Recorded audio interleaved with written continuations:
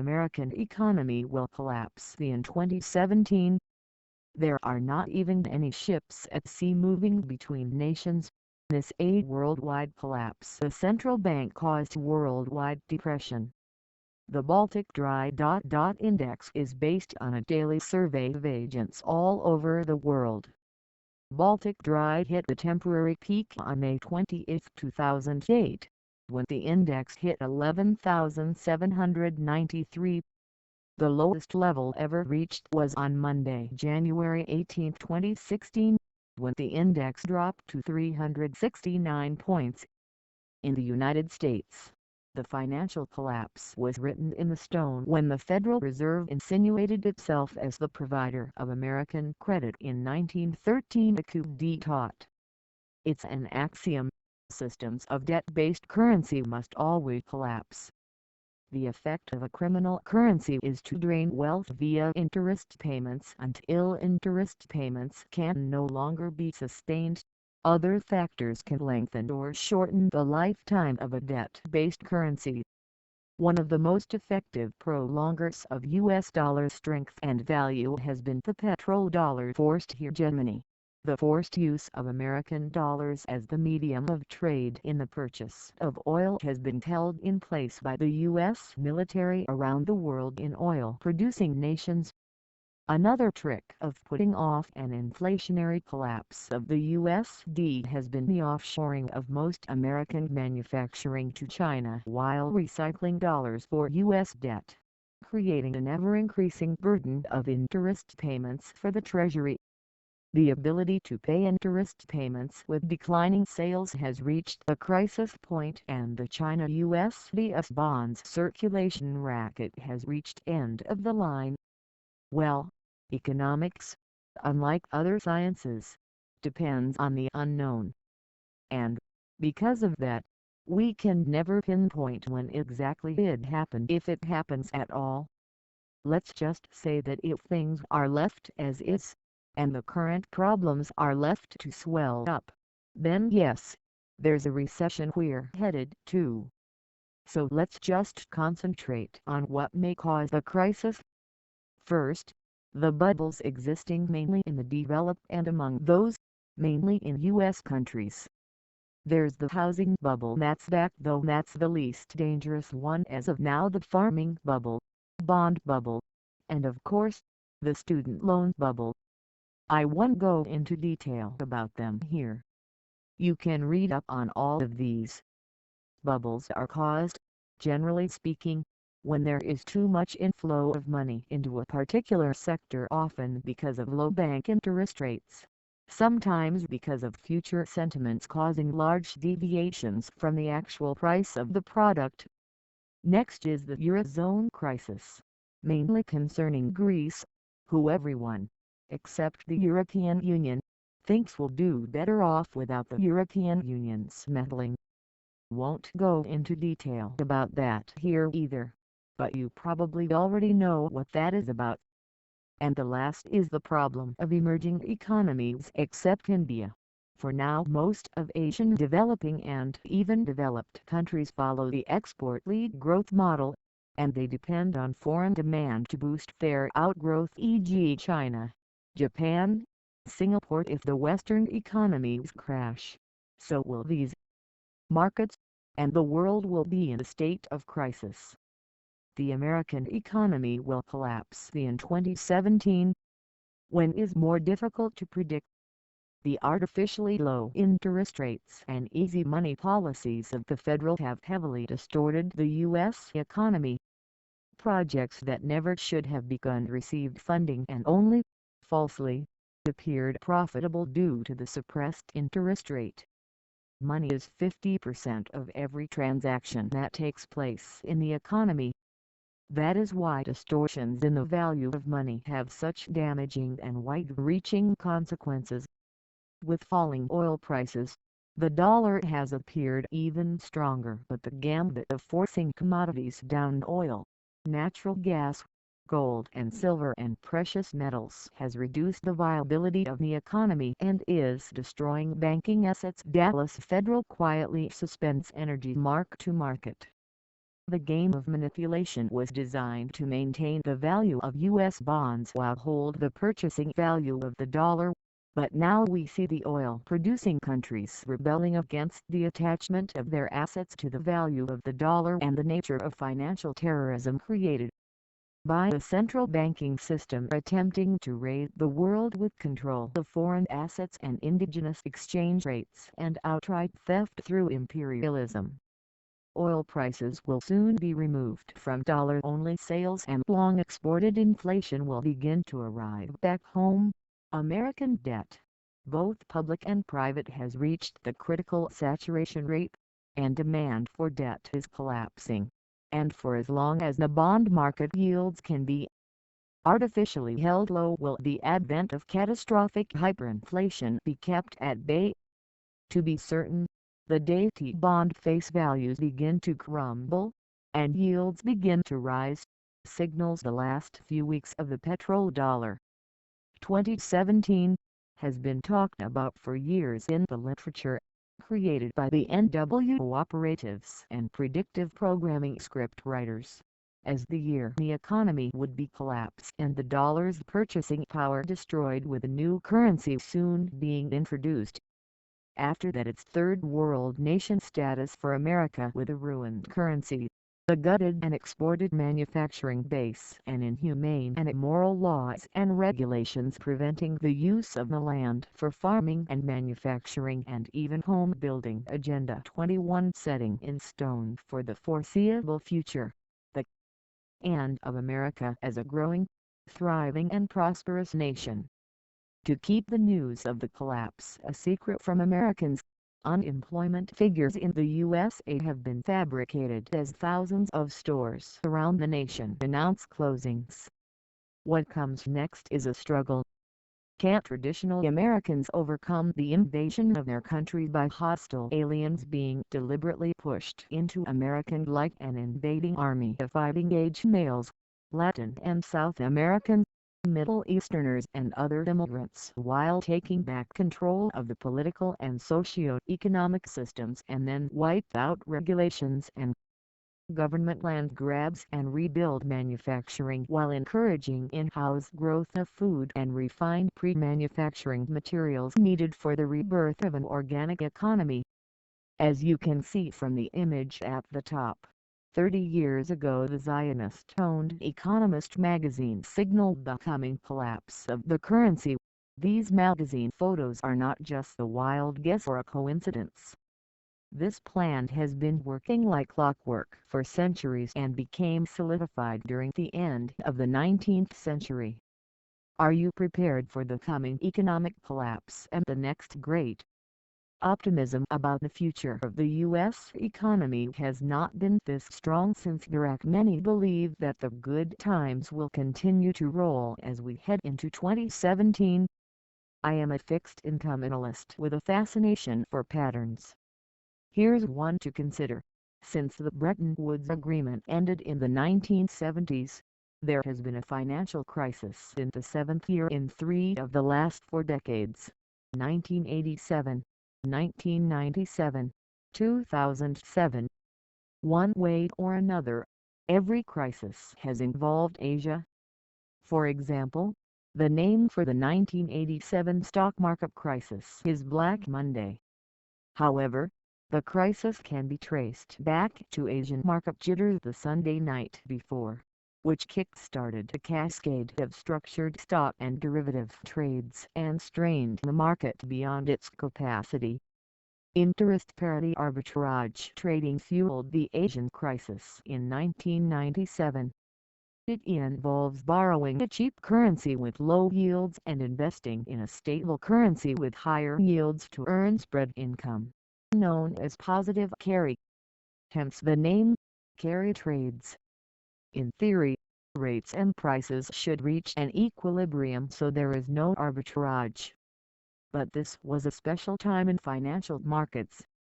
Japan wanted to manage yen to promote its export-oriented economy. Other Asian countries with currencies pegged to the dollar had just opened their capital accounts and were attracting foreign investors with higher yields. The money poured in and strained utilization capacity until local authorities interceded in late 1998, and the party ended. The GFC surfaced first in 2007 with the collapse of the U.S. subprime RMBS market. In 2008, it turned into full-scale crisis when Lehman Brothers fell. This time was also a carry trade, one involving credit ratings rather than currencies.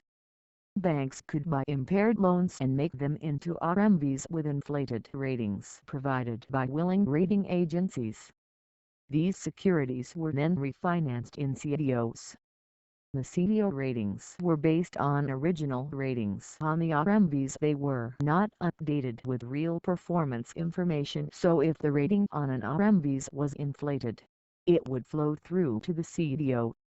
The RMBs CDO market lasted from 2004 until banks' capacity to sell securities backed by impaired loans was exhausted. I am not a macroeconomist, but, like Chauncey Gardner, I have been there. I watched futures prices go limit down from the floor of the Chicago Board of Trade on Black Monday. My savvy Moody's colleague in Hong Kong, Lynn Exton, warned me in 1996 about the coming Asian bank crisis. I understood the vulnerability of structured credit ratings before the GFC. In fact, I left that world in 1999 to plug the widening black hole. So, if you ask me whether we are going to have another global financial crisis in 2017, I would say the odds are good. This one probably started in 2013 and by now is well underway. Ever since the supposed economic turnaround, the amount of outstanding auto loans has increased dramatically from less than $700 billion in 2010 to over $1 trillion in the fourth quarter of 2015. According to Wolf Richter, quoted in the article, deep subprime borrowers are high risk. Typically they have credit scores below 550. To make it worth everyone's while, they get stuff into loans often with interest rates above 20%. To make payments even remotely possible at these rates, terms are often stretched to 84 months. Borrowers are typically upside down in their vehicle, the negative equity of their trade-in, along with title, taxes, and license fees, and a hefty dealer profit are rolled into the loan. When the lender repossesses the vehicle, losses add up in a hurry. When I was younger, the longest automobile loan an individual could get was 48 months. However, you were considered to be a rate loser if you had to finance an automobile that long. Now, 84 months is becoming the norm. LOL. This is just one factor that shows just how weak the economy has become if Americans have to finance a car for 7 years. As we can see from the chart, the S&P 500 and earnings have been surviving on hot air, especially since the latter part of 2014, when QE money printing and zero interest rates no longer provided enough bounce in the markets. The Federal, central banks and the plunge protection team stepped in a big way to keep the markets from crashing. So, not only do we have a highly over-leveraged automobile-financed industry, the broader stock market valuations are in bubble territory. Unfortunately, this is only part of the story. If we look at the disintegrating U.S.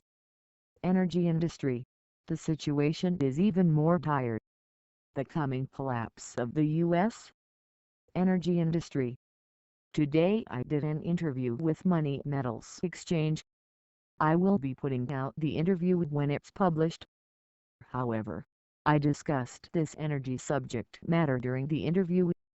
When I first started the interview, I said the precious metals community was guilty of propagating high and short-term surging price moves that never came true.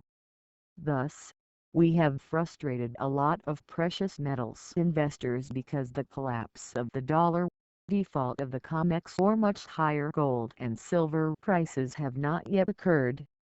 So, am I guilty myself by putting out a new headline that reads, "The Coming Collapse of the U.S. Energy Industry"? No. Here's why. The situation in the U.S. energy industry is so awful, I wouldn't be surprised to see half of the industry go bankrupt over the next few years. Of course, the U.S. government could step in and either bail out or nationalize the energy industry, but this wouldn't stop the impending collapse. Let's take a look at this next chart.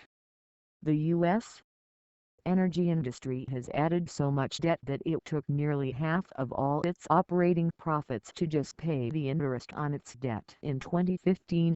While this was bad, it was even worse in the first quarter of 2016. According to the article, "Why Oil and Gas Companies Are Barely Scraping By," the U.S. energy sector paid 86% of its total profits just to service the interest on its debt. Can you imagine that? This chart from the article shows the huge change of interest payments on debt of the percentage of operating income in the U.S. energy sector. Since 2000, the U.S. energy sector was paying on average between 10 to 15% of its operating income to service its debt. However, that changed significantly in 2014 as the price of oil plunged. The reason this percentage jumped over 20% in 1998 was due to the price of oil falling below $15 compared to $22 in 1996. So, why is the U.S. energy sector interest on the debt so much worse now with the price of oil more than double the 1998 price? Again, the average annual price of oil in 1998 was $15 compared to $33 in Q1 2016. Why did the U.S. oil and gas industry have to pay 86% of its operating income to service its debt during the first quarter of 2016 on the back of a $33 oil compared to 25% on $15 oil in 1998? Because the U.S. oil and gas industry has gone into massive debt to bring on very expensive energy supplies. U.S. domestic oil production peaked at 9.6 million barrels per day (MBD) in June 2015 and is currently at 8.7 MBD. This is nearly a 10% decline in U.S. oil production in less than a year. Some may think this huge decline is due to lower oil prices. That may be partly true. However, U.S. oil production was going to decline even with higher oil prices, which means the U.S. energy sector will be in even more trouble as oil production declines further as the amount of debt that matures continues to increase over the next several years. This is extremely bad news for the U.S. economy as it will have to import more foreign oil to make up for declining domestic production. Of course, this means the market will have to react by offering 96 and 108-month payment plans to keep the automobile financing bubble from popping. Furthermore, I would imagine the plunge protection team will work overtime just to keep the markets from imploding. As the fundamentals of the market continue to deteriorate, the precious metals offer the only real safe haven. As I mentioned in the previous article, something big happened in the gold market. Mainstream investors flocked into gold ETFs in record numbers during Q1 2016. Greetings. The following is based on my deep analysis of the world economy and its history of the last 120 years. Well, this is not only about India, but about the world. So, let's start with when an economic crisis happens. An economic crisis happens when people go crazy for purchasing a stock or a scrip or a commodity, or even an asset. just buying that will not cause an immediate downtrend of global economics. When people are fascinated by extremely low interest rates, most importantly that of the U.S. Federal Reserve, which is now near zero, people end up buying too much on leverage. They take too much loans just on the blind faith that the returns they get will be sufficient to repay back the interest. This blind faith is based on the blinder faith that the asset they own will forever increase in value. So, there forms a bubble. It grows and grows, feeding itself on the never-ending faith of the people on the asset. When many people buy the same asset, its return on investment falls, but still manageable to pay back the interest. So, now, watching all this, the Federal Reserve also wants a part of the cake. And so, it marginally increases the interest rate. At this time, though the increase in rate is too low, it discourages the new persons from entering into the market. So, the number of buyers falls. And, when people look to sell the asset and realize their bounty, they just find that everyone else is just trying to sell. There is no buyer willing to buy it. The value of the asset falls drastically now. So, the investor confidence falls down and the market as a whole fails to perform. The crisis strikes now. Savings and investments vanish into thin air. So, coming to your question, let's take a look at what is the situation now. Federal Reserve interest rates have been close to zero for many years now. The world's largest investing institutions are now betting insanely on the derivatives market, which is a market for futures trading. This is speculating on a speculative market. The money involved in the derivatives market are at an astounding $74.508 trillion. Don't open your mouth in awe, there's much to come. This amount is only the interest due in a year. Data from the BIS as on June 2016 to compare the total value of all goods and services which the world produces is less than $74 trillion 2015. People are now on the same frenzy. All will go on well, or at least look like it, until the Federal Reserve meets this month December 2016 to hike the interest rate. Japan has started selling costly consumer goods at the heavy discount in view of coming crisis. Industries in India have slowed their production in the anticipation of the crisis. In the UK, the PM had declared the pushing of Article 50 by the next March 2017. The pound has witnessed heavy downfall. Indian GOVT has indicated to monitor the art's value towards undervaluation. The China has already devalued yen twice.